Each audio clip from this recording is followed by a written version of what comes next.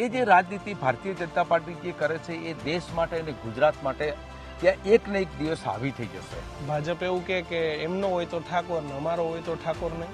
વાવ વિધાનસભામાં ચૌધરી સમાજ વનસાઇડ થઈ ગયો છે. વાવ બેઠક પર બળદેવજી ઠાકોર અને ચંદનજી ઠાકોરે બંનેને જવાબદારી પક્ષે આપી છે. ચંદનજી ઠાકોર આપણી સાથે છે, એમની સાથે વાત કરીશું.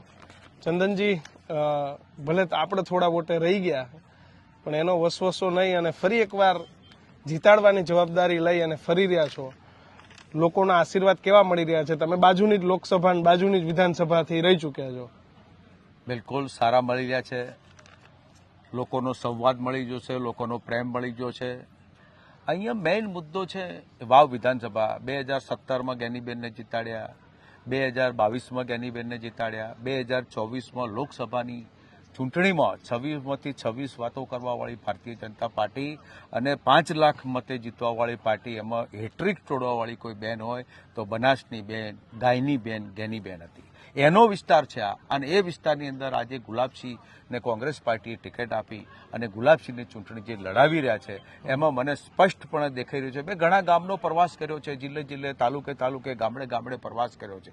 જે લોકોનો પ્રેમ મળી રહ્યો છે, ભાવ મળી રહ્યો છે, મને લોકો જે ગુલાબસિંહને લોકો જે વધાવી રહ્યા છે અને બેનનો ખૂબ મોટું હોય જમાપાસું છે. એટલે જ્ઞાનીબેનના કારણે આ વિસ્તારમાંથી ખૂબ સારા મતે ગુલાબસિંહ જીતે એવો મને આશાવાદ છે. ભાજપ એવું કે એમનો હોય તો ઠાકોર ને અમારો હોય તો ઠાકોર નહીં. જો ભારતીય જનતા પાર્ટી ભાગલા કરો ને રાજ કરો, કોમ વચ્ચે લડાવાના ઝઘડાવાના ધંધા, સમાજ વચ્ચે લડાવાના ઝઘડા, એકબીજાની ખરોદ પરોપની રાજનીતિ, એ જે રાજનીતિ ભારતીય જનતા પાર્ટી જે કરે છે એ દેશ માટે અને ગુજરાત માટે ત્યાં એક ને એક દિવસ હાવી થઈ જશે. કોઈ કોંગ્રેસના શાસનમાં ક્યારેય હાવી નીતિ નથી. કોંગ્રેસના શાસનમાં અમારી ઇન્દિરા ગાંધી પણ દલિત પરિવારના ઘેર જઈને ભોજન પણ લેતી હતી. એટલે એ એમની રાજનીતિ એ કરે, અમારી રાજનીતિ એ કરીએ. પણ અમારી કોંગ્રેસની જે વિચારધારા, સરદાર વલ્લભભાઈ પટેલ, નહેરુ, ગાંધી, જવાહરલાલ નહેરુની વિચારશ્રેણીવાળી આ પાર્ટી એ ક્યારેય એ ના કરે. પ્રજા વચ્ચે જશે, સર્વ ધર્મના સમાજના લોકો સાથે મળી અને લોકો જીતાડશે. ઘણા બધા ભાજપના ઠાકોર નેતાઓ ફરે છે અને કહે છે કે ગેનીબેન વખતે આપણે સમાજવાદ ચાલ્યો તો હવે સ્વરૂપજી વખતે આપણે સમાજવાદ ચલાવવાનો છે. તો તમે બળદેવજી જાઓ છો, શું સમજાવો છો ઠાકોર સમાજને? નહીં, સમાજવાદની વાત કરું તો બે પ્રકાર છે. પાટણની લોકસભા લડ્યો, 5.5 લાખ મત ઠાકોરોના હતા, છતાંય હું હારી ગયો. સિદ્ધપુર હું લડ્યો, 65,000 મત ઠાકોરોના હતા, 65,000 મત ઠાકોરોના હતા અને 62,000 મત મુસ્લિમોના, છતાંય હું હારી ગયો. એટલે સમાજવાદની રાજનીતિ ક્યાંય દેખે તો સમાજવાદની રાજનીતિ ચાલતી હોત તો ચંદનજી જીતી ગયા હોત. આજે પણ સમાજ આજે અકબંધ છે સાહેબ. સમાજ પ્રતિનિધિ સમાજ છે, સદારામ બાપાનો ભક્તિવાળો સમાજ છે, વ્યસન મુક્તમાં સમાજ છે. આજે સમાજ સારા લાઈને જઈ રહ્યો છે, બુદ્ધિશાળી સમાજ બની ગયો છે કે આજે એકબીજાને, આજે જ્ઞાનીબેનને સંસદ સભ્ય તરીકે 18 આલમે જો મત આપ્યા હોય તો હોય ગુલાબસિંહને મત આપશે. વ્યસન મુક્તિ વાળા નેતા ફરે છે. હવે એમને જે વ્યસન મુક્તિના નેતામાં જે કર્યું છે એના માટે હું કોમેન્ટ નથી કરવા માંગતો. પણ આજે તમે જુઓ, એમનો એક સમય હતો, એક જુવાળ હતો. આજે 5 લાખથી વધારે લોકો અમદાવાદમાં ભેગા કરવાની શક્તિ પણ ધરાવતો હતો. આજે ક્યાં છે? એટલે એમાં મને કઈ જાજુ દેખાતી નથી. શું અપીલ કરશો વાવની જનતાને? બિલકુલ મારી અપીલ છે વાવની જનતાને, 2 હાથ જોડીને અપીલ છે, 18 આલમને અપીલ છે, જનતા મારા ઠાકોર સમાજને પણ અપીલ છે.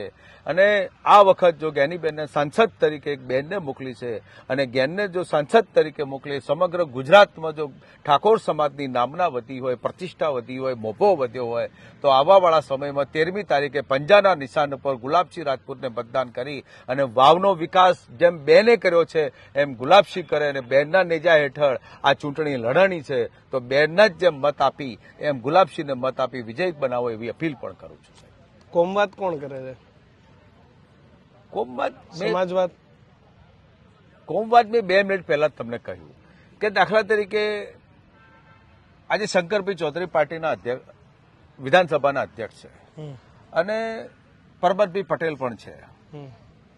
આજે આખા ગુજરાતમાં એવું કહેવાય છે કે ચૌધરી એક ગઢ છે ભારતીય જનતા પાર્ટીનો. આજે વાવ વિધાનસભામાં ચૌધરી સમાજ વનસાઇડ થઈ ગયો છે. તો એનો અર્થ એવો રહ્યો શંકરભાઈ ચૌધરી જોડે કોઈ વ્યક્તિ જ ના રહ્યો, ચૌધરી સમાજ તો એક પણ વ્યક્તિ ના રહ્યો.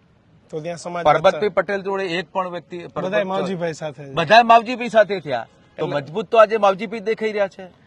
લોકોને વ્યક્તિ કરતા સમાજને ન્યાય મળતો હોય નહીં, ત્યાં મજબૂત. દાખલા તરીકે હું આજે પાટણની લોકસભા લડ્યો તો મારો સમાજનો મને ટેકો તો હોય ના હોય.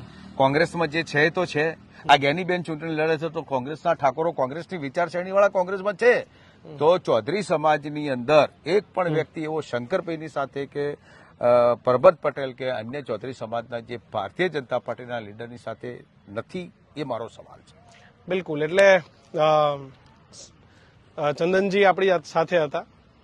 સમાજવાદને સીધી રીતે કોઈ નેતાઓએ જલ્દીથી ટેકો નથી આપતા, પણ એમને જે પ્રશ્ન કર્યો કે શંકરભાઈ ચૌધરી સમાજમાંથી છે અને પરબતભાઈ ચૌધરી સમાજમાંથી છે, તો આજે ચૌધરીઓ કેમ માવજીભાઈની સાથે છે? આ પ્રશ્નનો જવાબ એ પરિણામના દિવસે જ મળશે. વાવની જનતા કોને સાથ આપે છે એના ઉપર સૌથી વધારે એ વાત નિર્ભર છે. તમારું શું માનવું છે કમેન્ટ બોક્સમાં લખજો અને જોતા રહેજો ન્યૂઝરૂમ. નમસ્કાર.